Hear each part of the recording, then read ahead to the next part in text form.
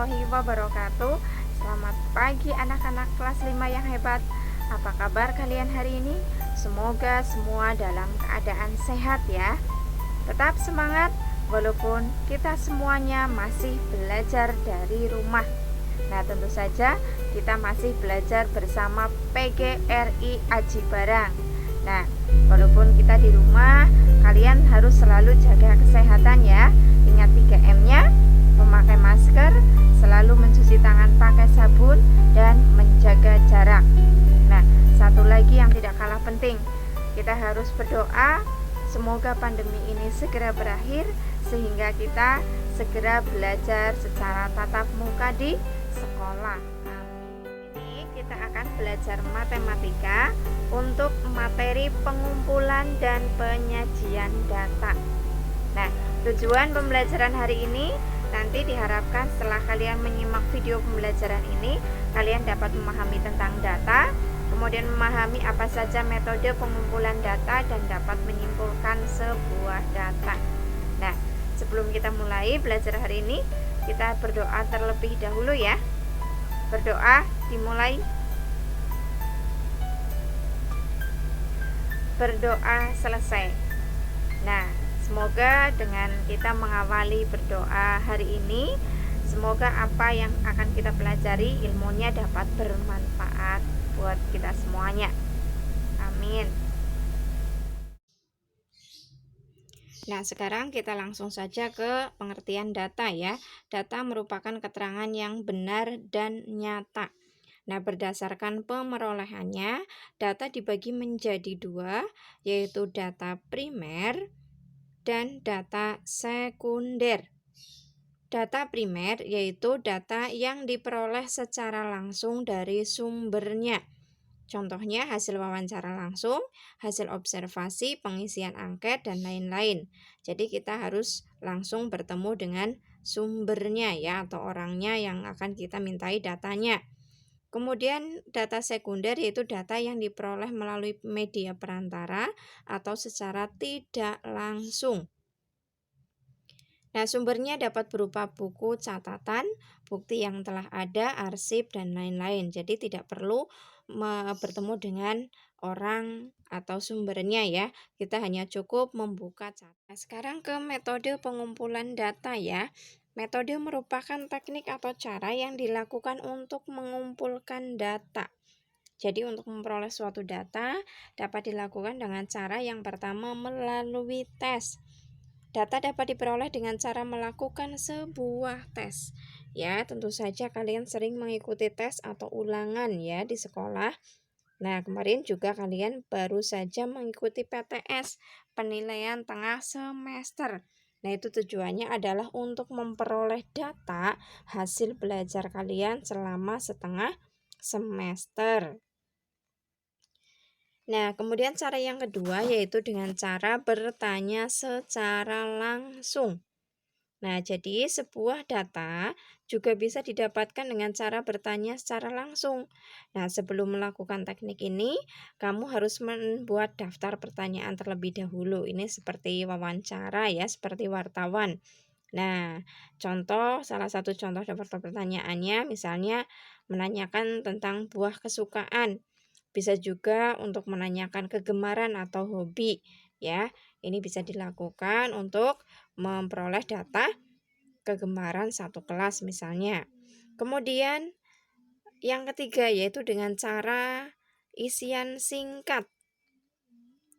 Pengumpulan data dengan lembar isian yaitu dengan cara masing-masing orang yang mengisi lembar isian. Nanti hasilnya kemudian dikumpulkan. Nah, contoh lembar isian singkat ya. Biasanya berisi atau menanyakan nama, alamat ya, tinggi badan, berat badan, juga bisa menanyakan golongan darah. Ini hanya salah satu contoh pertanyaan pada isian singkat ya. Kemudian yang keempat yaitu pencatatan langsung. Pencatatan langsung biasanya dilakukan berdasarkan pengukuran atau pengamatan kemudian dicatat. Beberapa data yang dapat diperoleh dengan pencatatan langsung adalah tinggi badan dan berat badan. Nah, tentu saja kalian pernah atau sering di sekolah diukur tinggi dan berat badannya ya. Biasanya pada akhir semester untuk data pengisian pada rapot. Oke, sekarang kita akan membaca dan menyimpulkan data. Nah, ini ada contohnya, misalnya ada data nilai PTS Matematika SD Negeri Kalibenda ya. Ada 75, 60, 80, 70, 60, dan seterusnya ya. Ini dari 20 siswa diperoleh nilai seperti itu ya. Nah, dari data tersebut, yang ditanyakan nilai tertingginya berapa, kemudian nilai terendahnya berapa, dan jumlah siswa dengan nilai 75 ke atas. Ini misalnya saja karena KKM-nya 75. Maka nilai atau jumlah siswa yang di atas KKM itu ada berapa.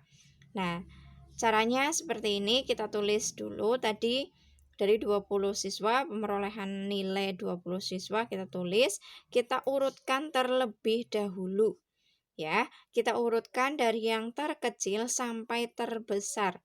Jadi kita cari yang paling kecil dulu, yaitu ketemulah 55, kita tulis ya.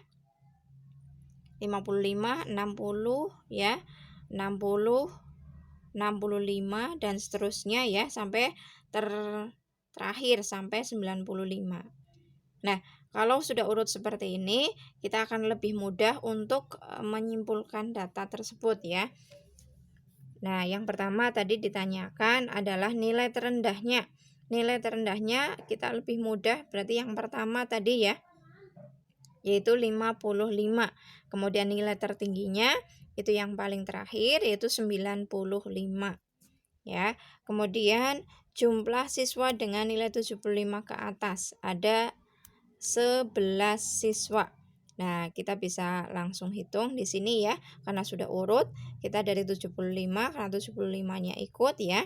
1, 2, 3, 4, 5, 6, 7, 8, 9, 10, 11. Jadi ada 11 siswa. Nah, kalau sudah diurutkan seperti ini ya akan lebih mudah untuk menyimpulkan sebuah data. Nah, bagaimana anak-anak? Mudah dipahami ya? Nah, dari apa yang sudah kita pelajari hari ini dapat disimpulkan bahwa yang pertama adalah data adalah keterangan yang benar dan nyata. Yang kedua, ada dua macam data ya berdasarkan cara pemerolehannya, yaitu data primer dan data sekunder. Kemudian metode atau teknik cara memperoleh data bisa dilakukan dengan cara yang pertama dengan tes, kemudian bisa dengan bertanya secara langsung, isian singkat, dan pencatatan langsung. Nah, terima kasih untuk yang sudah menyimak pembelajaran hari ini. Semoga apa yang kita pelajari bermanfaat buat kita semuanya ya. Terima kasih Bu Guru ucapkan, dan tetap sehat, tetap semangat belajar. Terima kasih. Wassalamualaikum warahmatullahi wabarakatuh.